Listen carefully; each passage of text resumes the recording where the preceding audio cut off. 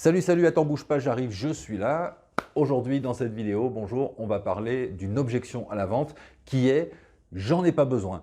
Il peut arriver que ton client, que tu sois un vendeur physique ou un vendeur sur le web, ton client se dit « bon, tout ça c'est bien joli, ok, mais ça m'intéresse pas plus que ça, j'en ai pas besoin de ce truc, j'ai pas besoin de cette formation, j'ai pas besoin de ce produit, etc. J'en ai pas besoin ». Alors comment on fait quand on est vendeur et qu'il faut qu'on vende nos produits et qu'on a en face de nous un client qui nous dit « j'en ai pas besoin ». Eh ben, on va voir ça dans les minutes qui arrivent. Et tiens, je te laisse d'ailleurs quelques secondes. J'ai quelqu'un qui a un message pour toi. Compromise and the common good.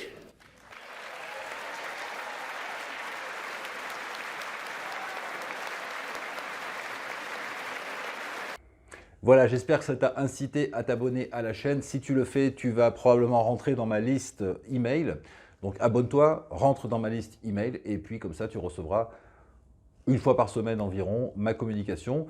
Je t'écris pas beaucoup, mais je t'écris pour te dire des trucs qui devraient t'intéresser si tu as un business et si tu veux le développer. Alors c'est parti sur cette objection qui est ton client te dit bah, j'en ai pas besoin. Alors ça c'est un peu l'objection tu vois finale, définitive, tu vois, c'est-à-dire que toi tu es en train d'argumenter et ton client te dit j'en ai pas besoin. Bon, j'en ai pas besoin, donc je ne vais pas l'acheter, donc voilà, merci, au revoir. Alors ça m'est arrivé d'ailleurs quand j'étais un peu plus jeune, je vendais des enseignes lumineuses assez perfectionnées, assez compliquées, tu vois, des enseignes électroniques. Et j'allais voir des commerçants qui avaient forcément déjà des enseignes, parce que quand on est commerçant, ben, on a déjà mis son enseigne, tu vois, boulangerie, pâtisserie, boucherie, j'en sais rien, moi, téléphonie, machin, enfin tout ce que tu veux.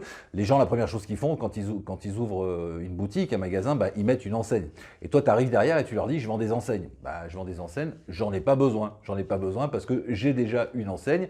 Il y a même des gens qui me disaient, ben, je l'ai acheté il y a 6 mois, ou on l'a monté, ou on l'a changé il y a un an, tu vois, donc je vais sûrement pas la changer. Et donc, mon travail, c'était de démontrer que si ils avaient besoin de mon enseigne à moi, c'est-à-dire que leur enseigne, elle était pas mal, mais la mienne, elle était mieux, et elle allait générer plus de chiffre d'affaires, plus de visibilité. Donc, il fallait rentrer dans un argumentaire, si tu veux, qui montrait que leur enseigne statique, c'était pas mal, c'était déjà mieux que rien évidemment, mais que ce serait tellement mieux s'il y avait une enseigne dynamique, quelque chose qui bouge, qui attire l'œil et qui ne peut pas faire passer des messages, des choses comme ça. Donc évidemment, il fallait démontrer le besoin. Tu vois, c'est-à-dire que ton client, naturellement, te dit « j'ai pas besoin d'enseigne ». J'en ai déjà une. Et toi, tu lui dis si tu as besoin d'une enseigne parce que c'est une enseigne différente ou parce que l'enseigne que tu as, elle n'est pas terrible et il vaudrait mieux la changer. Alors la première chose à faire en fait avec une objection, c'est évidemment l'isoler, hein, j'en ai déjà parlé dans les autres vidéos, il y a toute une série de vidéos sur les objections. Donc la première chose à faire pour un vendeur, c'est d'isoler l'objection et de faire en sorte d'y répondre uniquement à celle-ci. Donc ton client te dit « j'en ai pas besoin ». Tu vas donc lui répondre « si je vous ai bien compris, vous êtes en train de me dire que vous n'avez pas besoin de mon produit, de mon offre, etc. etc. » Il va donc te confirmer « oui c'est ça, j'en ai pas besoin ». Et à ce moment-là, il va falloir lui démontrer que la manière dont il travaille aujourd'hui, ou bien ce qu'il utilise n'est pas au top et que toi, tu as quelque chose de mieux. Et la seule façon de vraiment lui démontrer que c'est mieux et que ça va lui faire gagner du temps, de l'argent, ou bien de la sécurité, ou bien ce que tu veux, eh bien, c'est de faire ce qu'on appelle une démo. C'est-à-dire qu'il va falloir que tu te lances quasiment dans un truc de téléachat. Tu vois. Il va falloir que, tu sais, le téléachat, quand tu... je sais pas moi, il y a des fois, ils te vendent des trucs, tu n'as pas besoin, tu vois, les lunettes jaunes là, pour conduire la nuit, a priori, tout le monde s'en fout, on n'en a pas besoin, tu vois. Eh bien, ils te font une démonstration. Alors voilà, si tu n'as pas les lunettes, ben, tu auras un accident, voilà comment ça va se passer, tu es ébloui par les phares des autres, machin, etc. Toi, tu te dis, oui, c'est vrai, c'est ce qui se passe généralement, mais enfin c'est bon, jusqu'à présent, j'ai survécu, tu vois. Et eux te démontrent qu'en fait, bah, ces lunettes, c'est vachement important et qu'il te les faut, quoi. Et évidemment, après, le prix, le machin, les conditions font qu'à la sortie, tu dis, bon, bah, je vais cliquer, je vais sortir la carte bleue et je vais m'acheter des lunettes jaunes. Voilà, comme ça.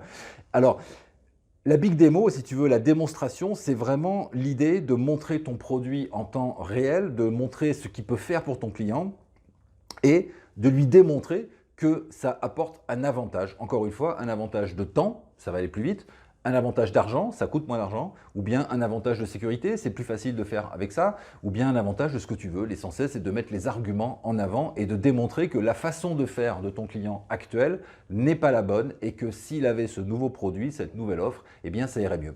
Alors, tu vas me dire, bon, ça, c'est possible pour les produits physiques, quand on se balade avec sa petite mallette comme ça et qu'on se promène chez les gens et qu'on leur vend quelque chose, mais comment est-ce qu'on fait sur le web ?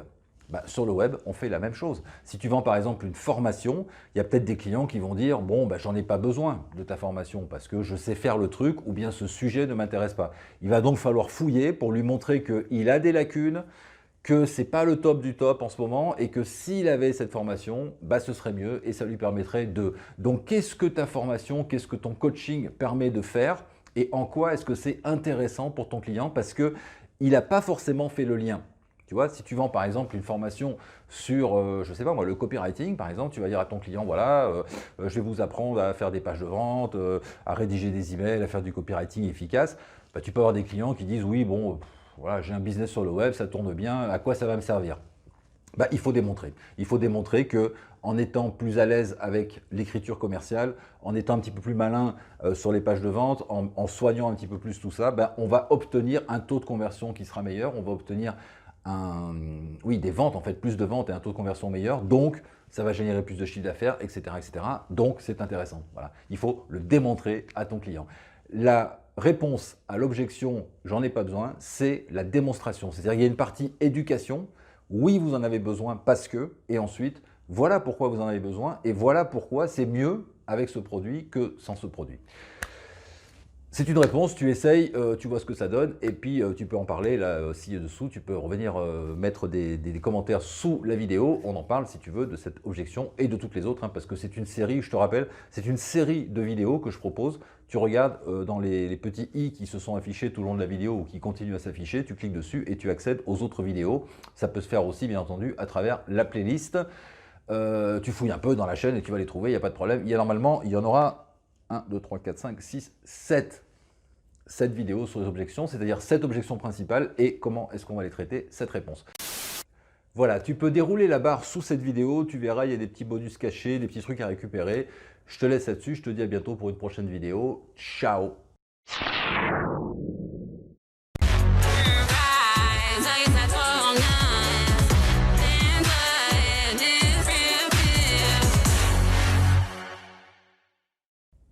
Voilà, je te laisse là-dessus. Voilà, je te laisse là-dessus. Voilà, tu as des… Voilà, tu peux dérouler. Je te laisse et je te dis à bientôt. Ciao.